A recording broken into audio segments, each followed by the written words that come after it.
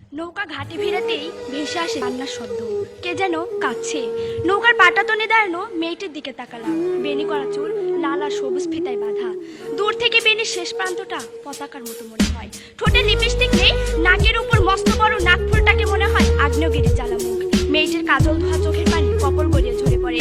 পিঠে ঝুলানি স্কুল ব্যাগটি শক্ত করে ধরে মেয়েটি চিৎকার করে বলে ওঠে, আমি যাবো না। প্রশ্ন করি, কোথায়?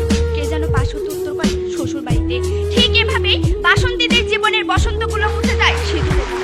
আমরা এমন এক প্রেক্ষাপটে দাঁড়িয়ে বিতর্ক করছি যখন দেশের ৬৬% নারী সবগুলো দাঁতের মালিক হওয়ার আগে স্বামীর মালিক হচ্ছে।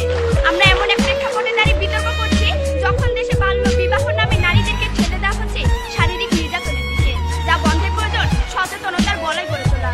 ধন্যবাদ মাননীয় মডারেটর, সেই সাথে শুভেচ্ছা বিজ্ঞ বিচারক মণ্ডলী সহ উপস্থিত সবাইকে। মাননীয় মডারেটর, আমার দলের প্রথম বক্তা তার বক্তব্যে দেখে গেছেন কাদের মাধ্যমে এবং কিভাবে সচেতনতা তৈরি হয় এবং সচেতনতা বাল্য বিবাহ বন্ধে কতটা গুরুত্বপূর্ণ।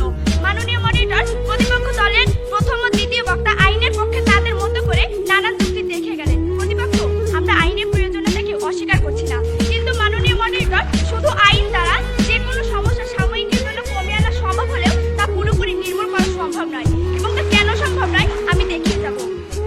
মাননীয় মডারেটর, প্রতিপক্ষ দলের দুইজন বক্তা বারবার কঠোর আইন বাস্তবায়নের কথা বলে যাচ্ছেন। লক্ষ্য করুন প্রতিপক্ষ, সভ্যতার ইতিহাসের সর্বপ্রথম লিখিত আইন ছিল হাম্বুরাবি আইন, যা ১৭৮৬ খ্রিস্টপূর্বে সম্রাট হাম্বুরাবি প্রণয়ন করেন।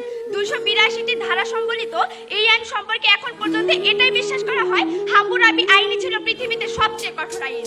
অন্যদিকে আমরা যদি বাংলাদেশের প্রেক্ষাপট চিন্তা করি তাহলে দেখতে পাই বাংলাদেশের জন্য প্রণীত মোট আইনের ধারা ৫১১টি, কিন্তু হতাশার ব্যাপার হলো টিআইবির হিসাব মতে বাংলাদেশের ১০ ভাগ আইনেরও যথাযথ বাস্তবায়ন হয় না। সূত্র দৈনিক সমকাল ১২/জুন ২০১৪। প্রতিপক্ষ, ঠিক এই বাস্তবতায় দাঁড়িয়ে আমরা যদি মেনেও নেই আইন কঠোর হলে বাল্য বিবাহ বন্ধ হবে, তাহলে আপনারা কি সেই একই জায়গায় দাঁড়িয়ে এই নিশ্চয়তার উপর দিতে পারবেন সেই কঠোর আইনের বাস্তবায়ন সম্ভব হবে? আর আপনারা যদি এই নিশ্চয়তার উপর দিতে ব্যর্থ হন তাহলে আপনাদেরকে অবশ্যই স্বীকার করে নিতে হবে বাল্য বিবাহ বন্ধে কঠোর আইন প্রযোজ্য নয়, সচেতনতার প্রয়োজন অবশ্যই আছে। মাননীয় মডারেটর, আমার চাচাকে বহুবার দেখেছি পাবলিক প্লেসে দাঁড়িয়ে ধূমপান করতে, কখনো কখনো দেখেছি পুলিশের কাছ হতে আগুন চেয়ে নিতে। মাননীয় মডারেটর, আমি কখনোই দেখিনি যিনি তার সন্তানের কাছে বসে ধূমপান করছে। প্রতিপক্ষ, আমরা যদি ঘটনাটিকে দুটি দিক থেকে চিন্তা করি তাহলে দেখতে পাই একদিকে ১০০ টাকা জরিমানার ভয় চাচা ধূমপান করা থেকে বিরত থাকতে পারছেন না, অন্যদিকে তার সন্তানের ক্ষতির কথাটি চিন্তা করি তিনি ধূমপান করা থেকে বিরত থাকছেন। মাননীয় মডারেটর, আমরা ঠিক এই জায়গাটিতেই বিতর্ক করছি যখন বিবেকের আদালতে দাঁড়িয়ে প্রতিটি মানুষ ভালো মন্দের পথটি অর্জন করবে, ঠিক তখনই তাদের মধ্যে তৈরি হবে সচেতনতা এবং ঘুচে যাবে বাল্য বিবাহের অভিশাপ। মাননীয় মডারেটর, আমার বড় বোন শেফালি গত মাসের ১০ তারিখে জরায়ু ক্যান্সার হয়ে যায়। আপু পড়ালেখায় খুব ভালো ছিল। যেদিন তাকে প্রথম দেখতে আসে সেদিন তার শেখে কান্না। আপুকে ধমক দিয়ে দাদিমা সেদিন বলেছিল, এই গেদি ভরে গাছ থাকলে মানুষে ঢিল দিবই। শুধু ঢিল পড়েনি মাননীয় মডারেটর, এক দেখাতে বিয়ের দিনক্ষণ ঠিক হয়ে যায়। আপু রোজ কাঁদতো, জানালার বাইরে শিউলি তলায় পড়ে থাকা ফুলগুলোর দিকে তাকিয়ে থাকতো। আপলো আমাকে কাছে ডেকে বলতো, ঝরে যাওয়া ফুল আর তার মধ্যে নাকি কোনো পার্থক্য নেই।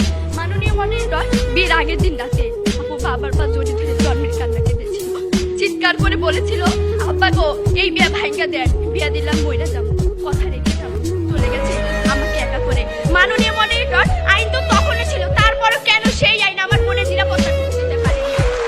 অথচ মাননীয় মডারেটর, আমার বাবা মা আমার পরিবার যদি সচেতন হতেন তাহলে সেখানটা কোনোদিন ঝরিদা শুনে ফেলতে পারত না। তাই আমি বিশ্বাস করি মাননীয় মডারেটর, সচেতনতাকে বাদ দিয়ে কেবল আইন দ্বারা বাল্য বিবাহ বন্ধ করা কোনোভাবেই সম্ভব নয়। মাননীয় মডারেটর, আইন কঠোর করা হয়েছে, তারপর বন্ধ হচ্ছে না বাল্য বিবাহ।